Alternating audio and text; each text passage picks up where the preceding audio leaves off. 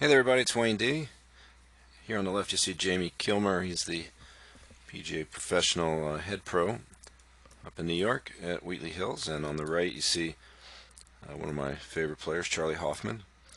These guys are built fairly similarly. Pretty stocky, strong. So I wanted to, Jamie was complaining about these high right shots, weak shots that he's hitting. So I was taking a look at the couple of swings that he sent. And I put Charlie up here because part of this is going to be a little bit about backswing position and then sequencing as far as keeping the upper and lower bodies in sync. I like the way Charlie swings. It's a little different. It's a little more across him, a little flatter. And for a thick guy, I think that's not a bad idea. So I'd like to see actually Jamie. We can stick with the takeaway going very slightly out for extension, and then up in this area from about say P 1.5, if we rotated the face a little bit more, I think what we would get is we'd get the left arm working more across the chest. So we want to get the feeling that it doesn't have to be exactly like that, but the face would feel like it was lining up with the plane of the shaft more. So what I would like to see at left arm parallel, instead of a progression of what we had here, which is 54 to up to 64, I'd like to see it a little deeper, maybe over here, right? So that would move this is a little bit of a different angle with Charlie, so it's not going to be exactly the same, but you can see its elbows going to be a little deeper over there, and definitely the left arm more across the chest. Again, with the camera up higher, it's going to look lower, but when you look at Charlie's swing, here's a driver swing from 3-4 years ago.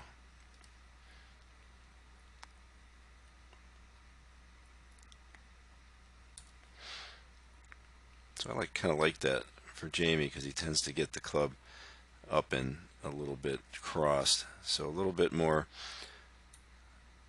face rotation. So that's forearm rotation, and we're going to think about right forearm supination, and what that would do if the hands are a little deeper here at P3 and the right forearm was supinating a little bit more, the upper arm would try to externally rotate, and by the time it got up here it would feel like it was staying a little bit more in front of the chest. So that's one thing. So it would feel deeper, a little flatter, and wider. If we look at the face on, let's take a peek.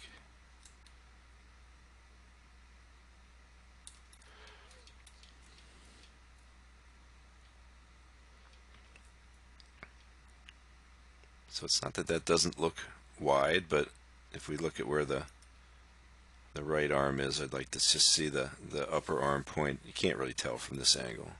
Now what you can tell from this angle, and you can tell from both angles, is in transition, if you watch the activity in the pelvis, below the waist, and then you watch what's happening up here, what you're going to see is that the pelvis, when it rotates to reverse direction, is going to pull the rib cage, but the shoulders above this line here are not going to respond because they're going to keep going backwards.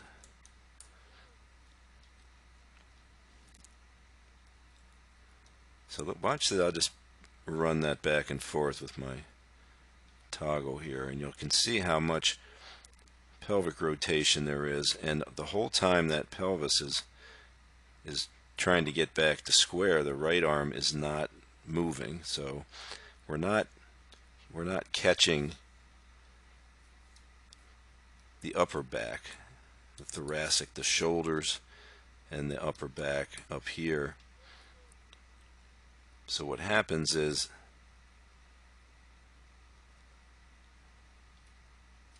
now this can work if the arms are in front enough and they can really drive down and forward, but the right arm here is not able to adduct, meaning it's not able to drive down and forward to get in front of the body a little bit, so it gets stuck up and back up here.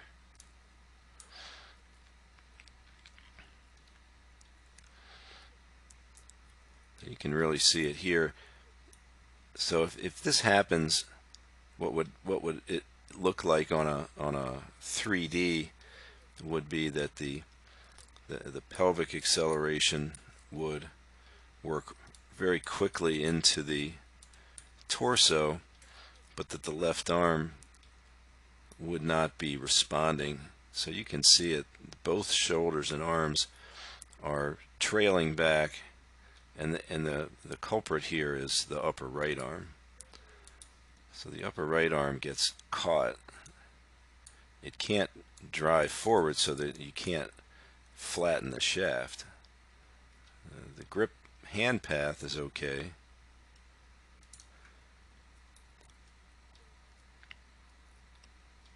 But the right arm being way back here and the shaft not flattening much, it just ends up with the shaft way out on the left arm. So if we go back to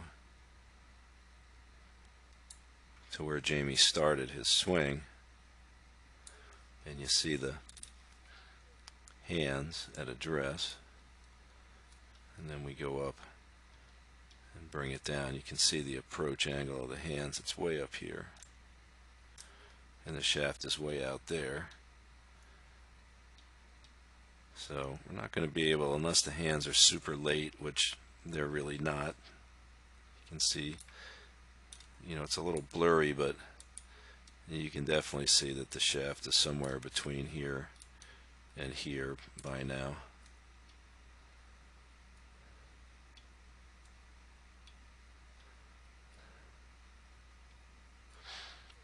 All right, so I was hoping that if the backswing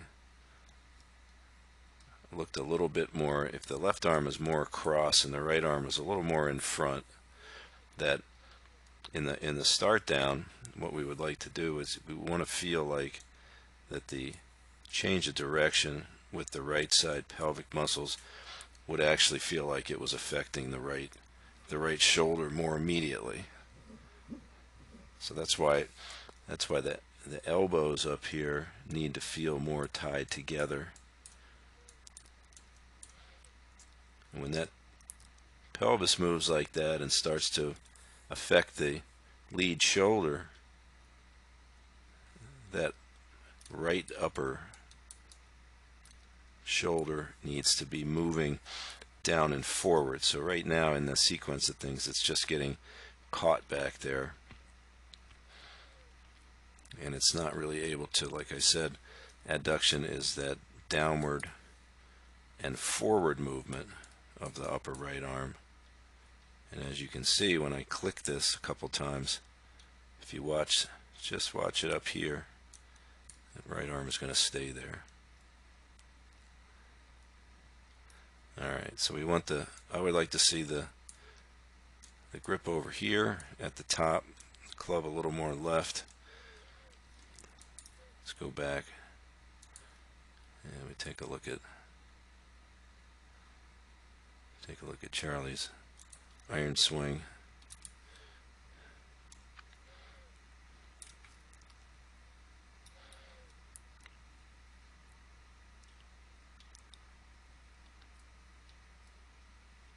So Charlie's not really one to get his right arm way in front of him, but it's sequenced such that as he comes forward, he gets nicely open but his upper body is opening at the same time. So he's able to get the club around on it, cover it.